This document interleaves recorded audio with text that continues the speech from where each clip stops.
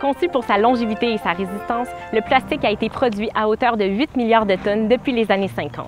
Malgré ses caractéristiques intéressantes, 81% des plastiques deviennent des déchets en moins d'1 an. Au Canada, seulement 9% des plastiques sont réellement recyclés et 1% des plastiques sont rejetés dans l'environnement. Bien que ce soit un petit pourcentage, les plastiques s'accumulent au fil des ans puisqu'ils prennent beaucoup de temps à se dégrader. De par leur nature éphémère, le contexte événementiel est un grand générateur de plastique à usage unique. Bouteilles d'eau, ustensiles, assiettes, pailles et affiches sont bien présents dans les événements. Comme les articles à usage unique ont des impacts négatifs sur l'environnement, il est grand temps de les diminuer, voire de cesser leur utilisation dans un contexte événementiel et de se tourner vers des solutions durables.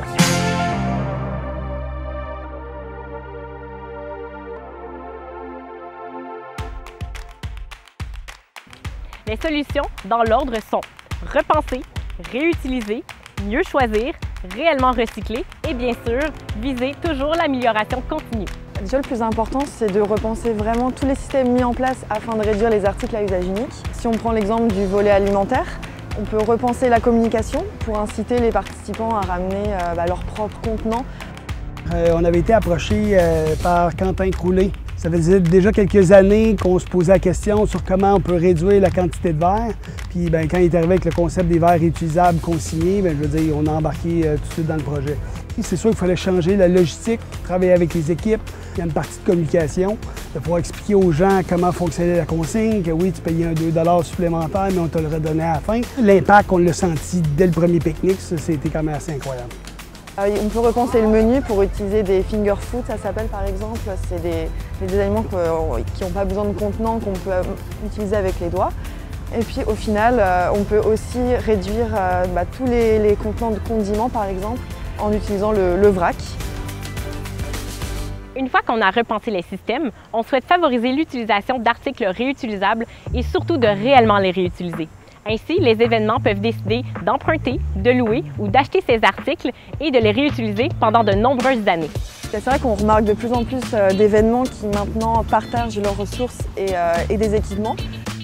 Oui, absolument. Ça nous met en contact aussi avec beaucoup d'autres entreprises, des fois qui peuvent venir compléter ou avec lesquelles on peut s'échanger des choses. Par exemple, nous, on fait beaucoup de synergie avec d'autres événements sportifs. Donc, on va prêter, par exemple, nos chaises d'arbitre à Triathlon Montréal, on va prêter nos glacières au basketball de 3 contre 3. Donc, on essaye aussi de réduire les besoins matériels des événements. C'est ça, on encourage vraiment les événements à discuter entre eux de leurs besoins pour éviter d'acheter tout le temps des choses neuves et de pouvoir économiser à la fin. Si on ne peut pas repenser les systèmes afin d'éviter l'utilisation d'articles à usage unique ou si on ne peut pas trouver d'alternatives réutilisables, on peut donc se tourner vers des articles véritablement recyclables ou compostables en s'assurant tout de même qu'ils soient disposés dans le bon bac en fin de vie. Ce qui fonctionne bien sur les événements, c'est la présence d'une brigade verte. Elle va permettre de sensibiliser aussi les participants au tri des matières et comme ça, sur le site, toutes les matières seront bien gérées et bien triées. C'est pas acquis le tri des matières non plus, donc on a quand même un petit peu de difficulté.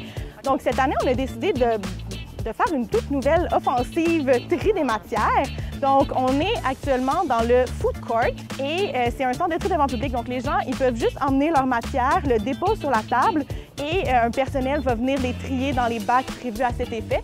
Les gens, ils adorent ça, ils remercient, ils sont vraiment contents de ne pas devoir se ressalir les mains à essayer de trier aux îlots de tri. Le recyclage des plastiques est une solution temporaire puisque le plastique perd une grande partie de sa qualité durant le processus. Ainsi, il ne pourra être recyclé qu'un nombre limité de fois.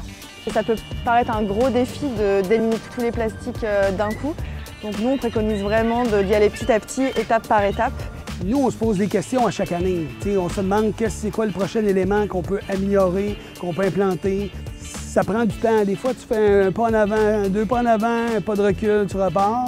On s'est aussi associé au CQR depuis plusieurs années, presque 15 ans maintenant. Donc, on est toujours content d'avoir un tiers parti avec nous qui nous fait justement un plan de recommandation d'année après année pour nous pousser à chaque année à amener des nouvelles initiatives. Donc, ça nous amène à être toujours un petit peu meilleurs.